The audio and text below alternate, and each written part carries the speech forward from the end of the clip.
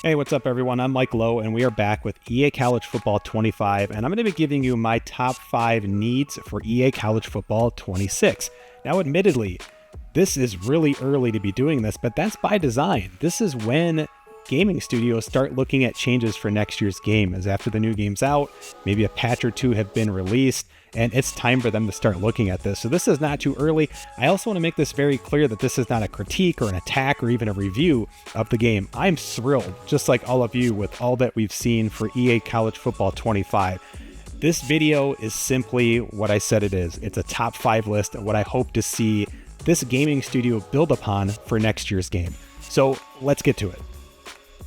Hey, but before we do that, make sure you subscribe to the channel. I super appreciate that. We are doing sports gaming here almost all of the time. Outside of that, we're doing other things like real life sporting events or say travel around the world. And it's an opportunity for me to share not just my tips for gaming and kind of how I experience sports gaming, but also just some other hobbies in my life. So thanks for being here. Let's get back to the video. Number 1 on my list is positional nomenclature. And what I mean by that is like what you're seeing here in this dev dive recruit page, where we see a linebacker being referred to as left outside linebacker. Now, this is kind of like a legacy thing that we're still seeing from NCAA 14. And it's not like these terms are never used in football, but you're going to see more things like Sam, Jack, Mike for linebackers. Over here on the left, you're going to see more for like, say, edge rusher versus like a right end, or maybe interior offensive line, IOL instead of left guard, and so on. I mean, we see a little bit of that here with athlete, and then these players get kind of slotted later on, but it would be really cool if next year we kind of get this upgrade into more modern NFL nomenclature. Next on the list are name suffixes and hyphenated names. Now, you're going to see some screenshots here from the existing game where we, of course, are seeing just the recruit pages that we're seeing. Now, as what we can see here, we don't have any sort of suffixes like a junior or like a third or the second at the end of a player's last name. And we're not seeing any hyphenated names. And these are a huge part, obviously. And it's something that the revamp team has shown us before. And so this is, of course, NCAA 14 revamped. And here you can see that there's recruits that have hyphenated names. We have recruits with like the second suffix. And even going a little bit further, we have like kind of regional names. Like here we have a recruit from Hawaii with a very Hawaiian looking name. And not that they always have to be like that, but it is really cool and it adds a lot of kind of flavor to the recruiting. So is it an easy task? Perhaps not, but it would be a really, really cool thing to see in next year's game. Next up is academics and suspensions. Now, we get a little bit of this with like the team makeup where your school has like a prestige or like an academic reputation and that sort of thing. But here we're looking at an old game, which is one of my favorite college football sims if you've never played it. It's called Bullbound College Football. It's quite old now. But you can see here that they actually have GPAs for players, and all of this in this game like kind of connects into, say, like the player's work ethic that you're not seeing on this particular screen. And they eventually, like each quarter, they are being evaluated, and some players you're going to have to put more effort into, kind of keep those players eligible, and you can even assign academic tutors in this game. So the idea, though, is like here we have a game that's, something like 20 years old, had some of these elements in it. I understand that there could be some red tape in having academic eligibility and things like that in here, but it would be really cool to even see just maybe with like the fictional players that come in, or maybe some flexibility on how you could implement that into your universe. So again, I could just say academic grades, eligibility, and even things like tutors or just how your program handles student athletes. Next on the list is a commissioner avatar. And I'm going to explain what I mean by this a little bit, but I want to kind of come up with like, here you can, of course, pick your backstory for, say, like your coach. And this is a totally different thing than what I'm talking about. But the idea would be the same in that you could set up a commissioner that would maybe have a certain personality. Maybe he is a conference realignment guru, or it's somebody who's only focused on the money. And of course, maybe there's one that's just custom. You can do whatever you want, kind of like you do now. But I think it would be really cool to kind of create this personality, and maybe you just customize it in the beginning, and then eventually it goes through and it's doing things like coming up with custom conferences based on like how aggressive you made that like AI avatar.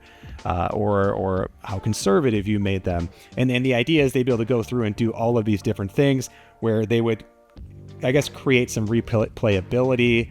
They would create some diversity within your league. And we see this with, like, say, NBA 2K. We see this in, like, sort of like the off-season rule changes.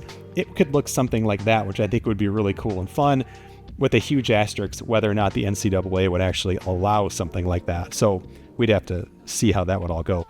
Next up, I would love to see not just this game, but any game start implementing generative AI for news, for even the broadcast, for halftime shows, for sports stories that are being accumulated. Maybe it's a radio program or a podcast about your team or any team that it could generate of just like the basic news clippings for that week. I think that could be really cool because you could take avatars like this, whether it's visual. Of course, you could change the background. By the way, this is a completely generated image here, or avatar, we call it. And then, of course, you could tie it into things like the top stories of the week, or the top stories for Colorado or Colorado State, or maybe it's looking at the history of what happened in this game last year and so on. It's so some sort of like programming element that would combine all the things we love from, say, like College Hoops 2K8, or even like the NHL 92 and 93 used to have like highlights in between your playoff game periods and things like this. So just some elements like that. We're seeing generative AI show up in just about everything we do now. And it's almost strange that we're not seeing it implemented in little ways like this in our sports games just yet. I definitely think we will. There's a couple more I want to throw at you that would be sort of, I guess, like honorary mentions. And that's going to be the renaming of coaches. I think that's something we want to definitely be able to have the flexibility to do. I understand right now why they didn't want to, I guess, undertake that. There's a lot of, again, red tape. We saw issues with this in the last game with certain schools balking at ideas like this. And so I totally get it. It would be really cool if at least we had the ability to maybe just edit the existing names like we did in NCAA 14. Nonetheless, I understand why it's not there, so it's not even like a full-on critique. That's why I didn't like have it in here. It's just an honorable mention of like, this would be really, really cool. And then one more honorable mention I had, and this goes back to bowl-down college football that I mentioned earlier, is high school statistics. We see this in NBA 2K. We obviously have player profiles kind of going over the ratings, and you're unlocking all of this stuff. But how cool if you could actually see the actual high school stats being accumulated by your recruits, your potential recruits, each week. And then maybe even you have some flexibility where you could start to hide ratings a little bit more. And maybe you just go off of high school stats on like a really short, like scouting report that your scout sent you based on their abilities and whatnot. And so, or even you could come up with your own grading system and implement it, and the AI would be smart enough to understand that. And so I want to stress that this video was not an attack. It's not even a critique. It's not saying, oh, I'm so upset with this game. I think EA College Football 25 is going to be a revolutionary sports game, even if it's not as perfect as we're all expecting. Of course, it's not going to be a perfect game, but I think it's going to have such an impact on the sports gaming world, maybe getting back to its roots, getting back to kind of the dynasty or franchise gameplay. And I'm super excited about it. So I just want to be ultra clear on that. This is not a critique of their approach to this game. This is just kind of saying, wow, how impressive of a base do we have?